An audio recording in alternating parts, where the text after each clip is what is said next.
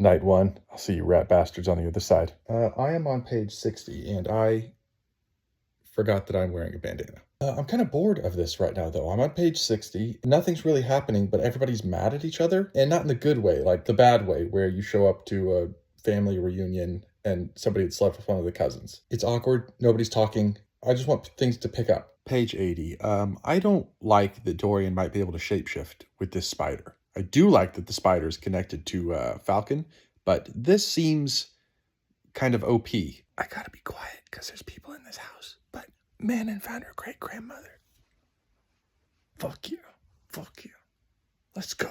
Witches unite or whatever. Okay, is it just me or is this book like significantly more violent than the other ones? Like I'm on the scene where the witches are attacking each other in the sky after Manon meets her great-grandmother, and there's like throats being ripped out and arrows being shot through people's eyeballs and somebody's head just got lopped off. I don't remember that in the other books. Oh, that was fucking wild. The whole scene with Aelin breaking out of the camp, it's like a Spielberg movie. Like the war, like you're seeing the things going off all over the place. The explosions are going on. I don't even know if there's horses in this book, but there's horses going down. But remember when I said that there's things in this book that were not in the other books, like really violent, gory shit? Like Rowan's now torturing a man.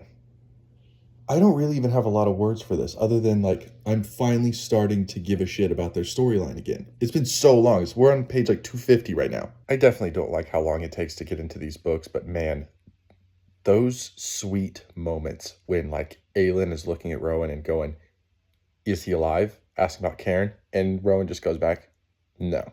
Like, fuck that piece of shit.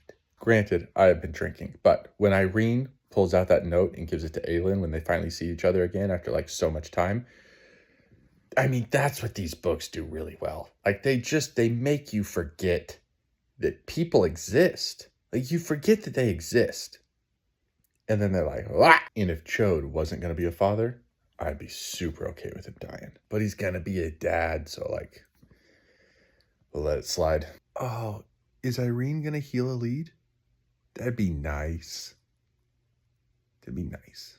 Lysandra and Adian, can't you two just love each other and let me stop worrying about it? Let me tell you what I never thought I would read about. And that is Dorian learning how to adjust to his new cumbersome breasts. Queen of the witches, baby. Queen of the witches. Okay, this may be the singular dumbest thing that has happened in any of these books. Lorcan goes missing, so a lead with like a broken, useless ankle just takes off running. I mean, Rowan can turn into a bird and fly out there and try to find him, but they let a crippled lady try and run into a battlefield to find him. It's just like such a plot armor, I guess, for their relationship. It's nowhere near needed. It's just so forced. It ended up being a good scene, but it's just so dumb that it happened in the first place. I mean, there's a piece of me that kind of wants to trust Maeve. Like, she worked so hard to get away from Darkness, dickhead. You know, like, maybe she just wants to live in peace. Maybe. All right, I was joking about Maeve, kind of, but there's no way Sarah J. Maas is trying to get me to care about this lady right now.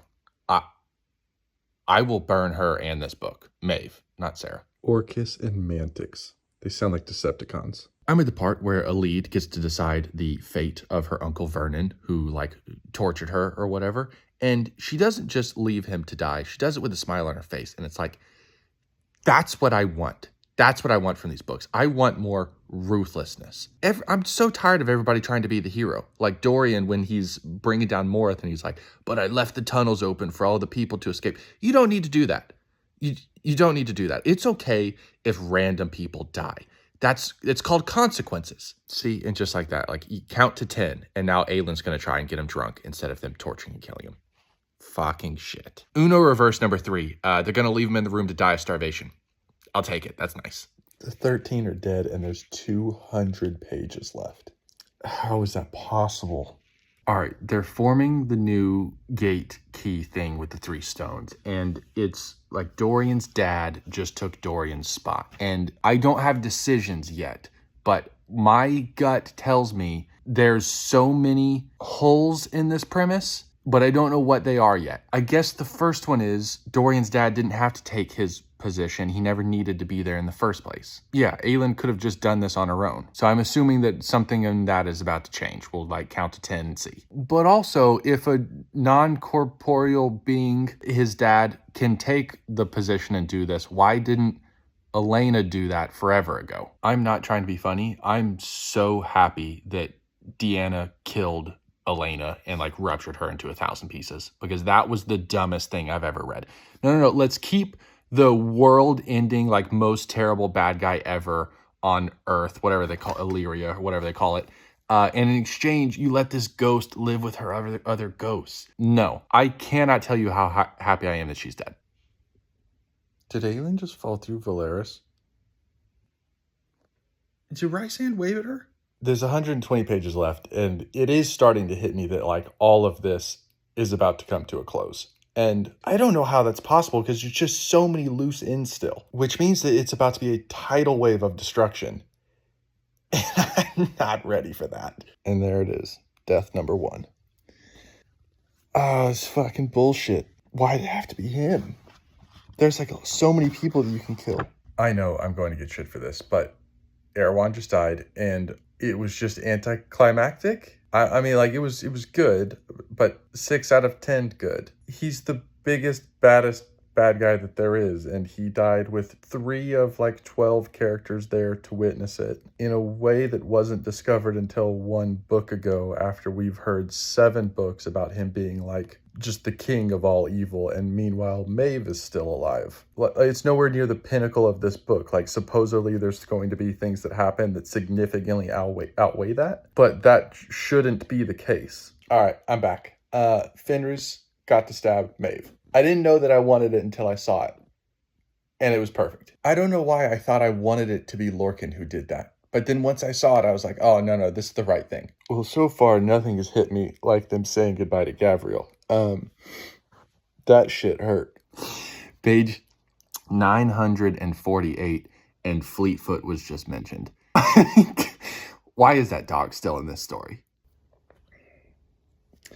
Adian got this blood oath. It was worth the wait. I don't think the little folk get enough love in these books. All they do is help, and they never ask for anything in return. I want to be their friend. 1 a.m. on a work night, but we did it. I have thoughts. We did it. It took a solid year of my life, but I finished Throne of Glass, so let's talk about Kingdom of Ash and the series as a whole. This book was a good ending. Choosing my words carefully here, because good, not great. Quick side note though, I have no idea what any of you were talking about with what Lorcan did that SJM never finished writing. Is that in this and I completely missed it? But overall, I'm highly conflicted on this book and the full series, and I'm saying all of this as someone who started with and loved ACOTAR. In this series, there's things that SJM is amazing at, and then in my opinion, there's some things that she's just not cut out for. She is known, rightfully so, for her character relationships, both romantic and platonic. And I'm not even talking about spice, I mean the things that go into emotional outcomes with characters. Often, tears come to my eyes when reading these books, and she's got me to care about people who I just wanted to flip past their chapters and segments. For instance, Evangeline is a 10-year-old girl who for 2 books has no real story use, and then out of nowhere has this incredible mini-arc with Lord Darrow that could break anyone's heart. It was so beautiful. There's the 13, Dorian, Adian, and his dad. I could literally list every character in this series in terms of emotional impact. I can also sit here and talk about Aelin breaking down on page 425 after being captured.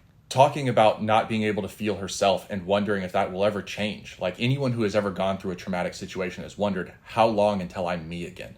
Until I go back to being the person that I enjoyed being. It is a soul-crushing experience, and all of that emotion is exactly why I loved ACOTAR. However, and where I personally didn't love this, is winding a plot line together to get a satisfying ending is an entirely other skill set, and I don't think SJM has mastered it yet. The series as a whole feels like it wanted to be a fantasy epic, but missed a few ingredients of a proper finale. Like, if you compare this to people who specialize in those kind of endings, like Mistborn or Red Rising, you'll find it's not even in the same ballpark. And I get, seriously, I understand that a lot of you will dislike me doing that comparison, and you want this to stand on its own, but the series broke way outside of the romance genre. The reason that matters is this isn't 7 books long because that's how long we needed for relationships. It's 7 books long because of the plot. And if you're going to do that, you have to deliver to the genre standard. Now, don't take this as me hating on anything. This is just an open book explanation, because if you've been following along, I've given these anywhere from 3 to 4 stars. That's not bad. And Kingdom of Ash is going to be a 3.75 for me, primarily because I think Empire of Storms is the stronger book top to bottom, and I gave that one 4 stars. And that was also the peak of Aylin's power, which we heard about the entire series. Like,